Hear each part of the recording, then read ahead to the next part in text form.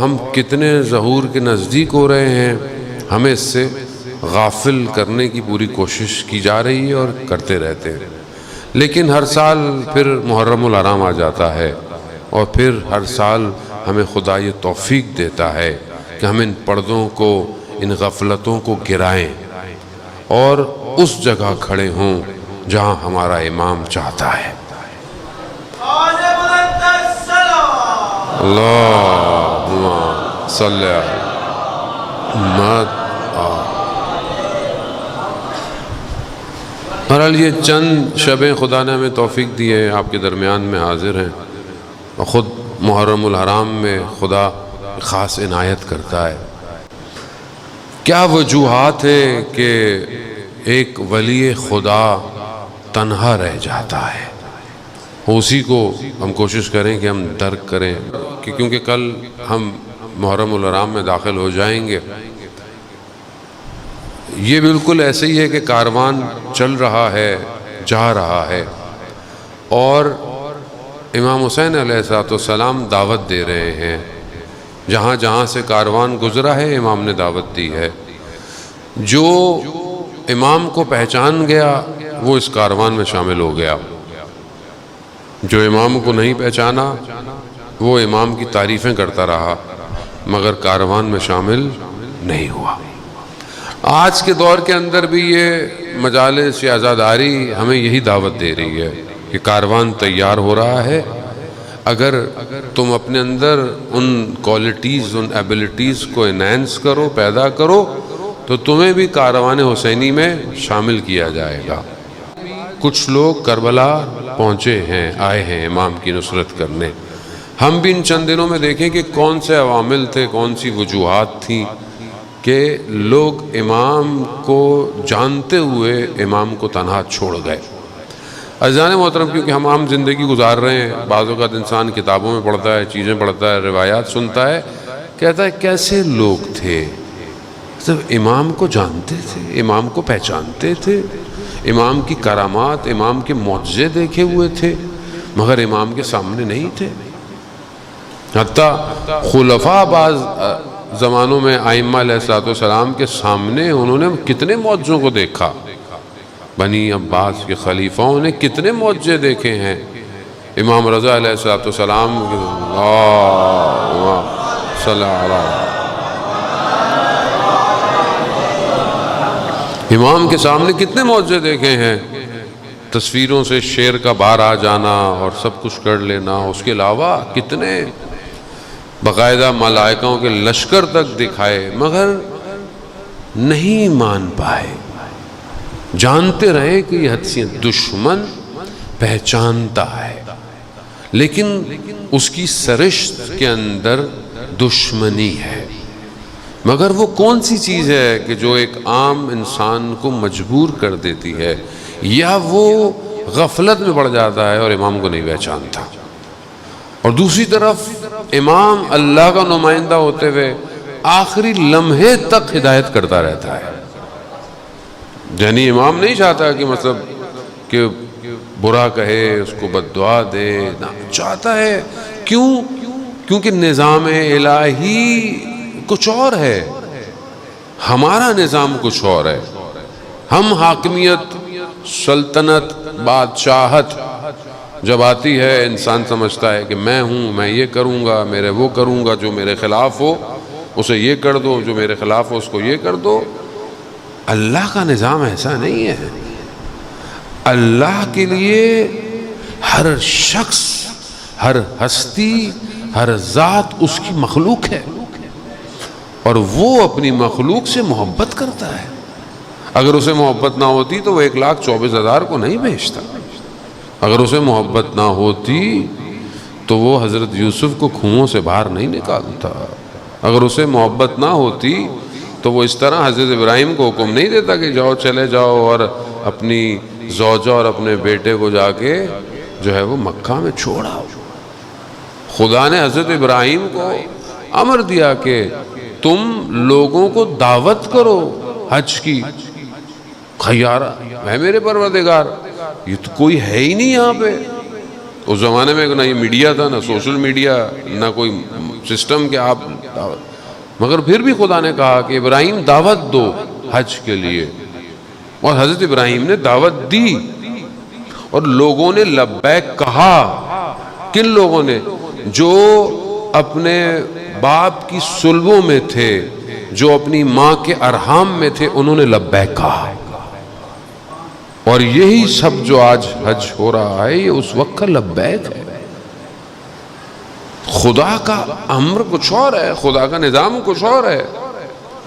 ہم کمپیئر کرتے ہیں دنیا کی حاکمیت سے نظام الہی کو، اور ہم یہ سمجھتے ہیں کہ شاید ایسا ہوگا ویسا ہوگا، جبکہ ایسا نہیں ہے. عزیزان محترم، ظاہر جو شخص اپنے آپ کو حاکم سمجھتا ہے وہ اس وقت تک محبت کرتا ہے جب تک اس کے پاس کرسی ہوتی ہے، اور وہ اپنے آپ سے محبت کرتا ہے، اسے رعایا سے محبت نہیں ہوتی. مگر جو الہی حکومت ہوتی ہے اس کا ولی رات کی تاریکی میں بھوکھوں کی تلاش کرتا ہے. رات کا وقت ہے، راوی بیان کرتا ہے کہ میں نے دیکھا چوتھے امام سجاد علیہ السلام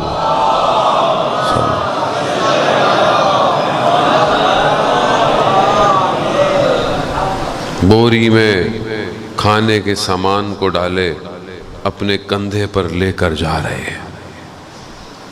کہتا میں نے مولا سے کہا مولا مجھے دے دیجئے، میں اٹھا لیتا ہوں. امام نے کہا نہیں، سفر طولانی ہے اور زاد راہ بہت تھوڑا ہے. کون سا سفر؟ وہ یہ سفر نہیں ہے، سفر کوئی اور ہے. ہمارے آگے پردے ڈل گئے ہیں. مولا متقیان حضرت علی ابن ابی طالب علیہ السلام صلی اللہ محمد،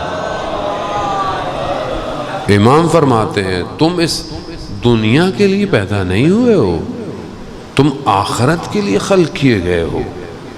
تو اصل سفر ادھر ہے، اور وہ سفر بہت طولانی ہے، بہت لمبا ہے. ایک ایک مقام پر 50,000 ہزاروں سال ایک مقام پہ کھڑا ہونا ہے. کہ ہماری توجہ نہیں ہے، ہم تو یہاں تھوڑی دیر کھڑے ہو جائیں، 5 منٹ 10 منٹ، مولانا نہیں آئے، دیر ہو گئی، گاڑی نہیں آئی، اوبر نہیں آئی، کریم نہیں آئی. تھوڑی دیر صبر نہیں ہوتا انسان، وہاں ایک مقام پہ 1000 سال کھڑے رہنا پڑے گا. کیسے کھڑے رہیں گے؟ ہے کچھ صاحبان، ہے کچھ شیلٹر، ہے کچھ کہ جو وہاں تیزی سے نکالے گا. یہاں تو تعلقات، پی آر، سفارشیں، ہم بھی موبائل لے کے چلتے ہیں، جلدی جلدی رستے کھل جائیں نکل جائیں. وہاں تو کوئی موبائل نہیں ہوگی، وہاں تو کوئی تعلقات نہیں ہوگا. کیا لے کے جائیں وہاں جو وہاں راستے کو کھول دے؟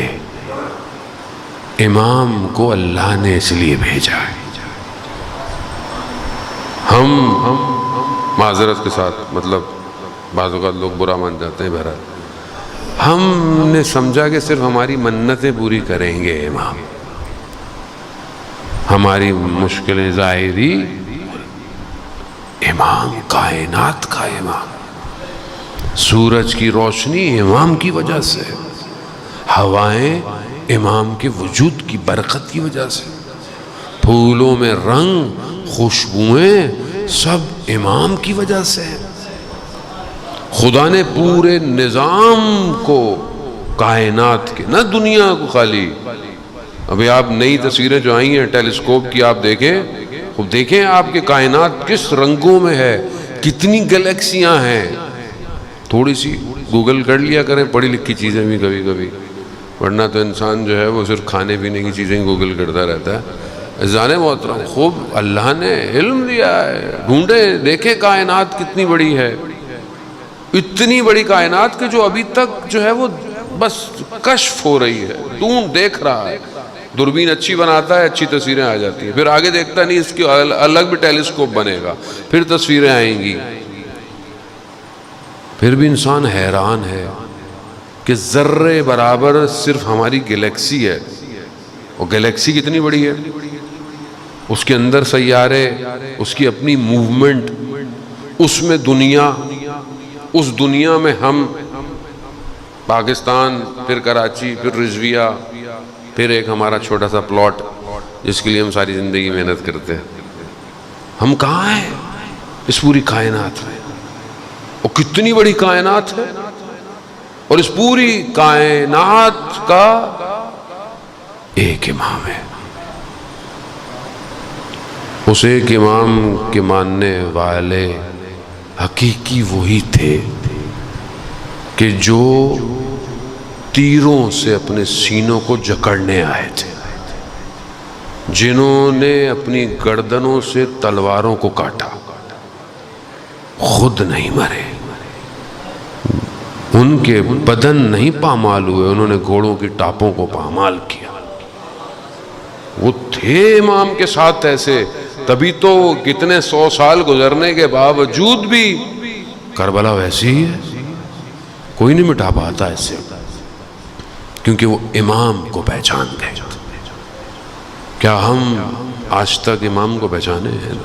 عزیزان، وہ باہر نکلنا پڑے گا. یہ جو ایک دائرہ زندگی کا بنا ہوا ہے نا، پڑھائی کرو، کیوں کرو؟ اچھے نمبر آئیں. اچھے نمبر کیوں آئیں؟ اچھی یونیورسٹی ملے. اچھی یونیورسٹی کیوں ملے؟ اچھی نوکری ملے. اچھی نوکری کیوں ملے؟ اچھا گھر ملے، گاڑی ملے. پھر کیا ہوگا؟ پھر یہ ہوگا، یہ ہوگا، ختم. بس کوئی ایسی اگر زندگی ہے تو یہ تو غلاموں کی زندگی ہے. اب آپ یہ نہیں کل سے پڑھنا چھوڑ دیجئے گا، بولے مولانا نے منع کیا. نا، ہر چیز نیت پہ ڈیپینڈ کرتی ہے. ویژن کیا ہے ہمارا؟ آج اگر ہم تعلیم حاصل کر رہے ہیں، ہمارا مقصد کیا ہے؟ آج ہمارا ویژن کیا ہے؟ کیا ہم اس امام کا انتظار کر رہے ہیں کہ جس نے پوری دنیا میں حکومت کرنی ہے؟ کیا ہمارے ذہن کے کسی سلاٹ میں ایس ایس ڈی چپ آ گئی؟ اب تو چھوٹی چھوٹی سی آ گئی، 1 ٹیرا بائٹ 2 ٹیرا بائٹ. اب تو چھوٹے سے کارڈ میں اتنا ڈیٹا آ جاتا ہے، اتنا ڈیٹا آ جاتا ہے کہ آدمی زندگی میں دوبارہ دیکھ نہیں پاتا. پھر بھی ہوس اتنا ہوتا ہے کہ 512 والا موبائل لینا ہے، ڈیٹا زیادہ ہو. لیکن اپنے ذہن کے اندر جو اللہ نے اتنی طاقت دی ہے، جو تاریخ سے اول سے لے کر قیامت تک کو دیکھ سکتا ہے، دیکھ سکتا ہے. آیت اللہ خوئی رضوان اللہ تعالیٰ علیہ، آیت اللہ قاضی طباطبائی رضوان اللہ تعالیٰ علیہ کی خدمت میں آئے اور ایک وظیفہ لیا.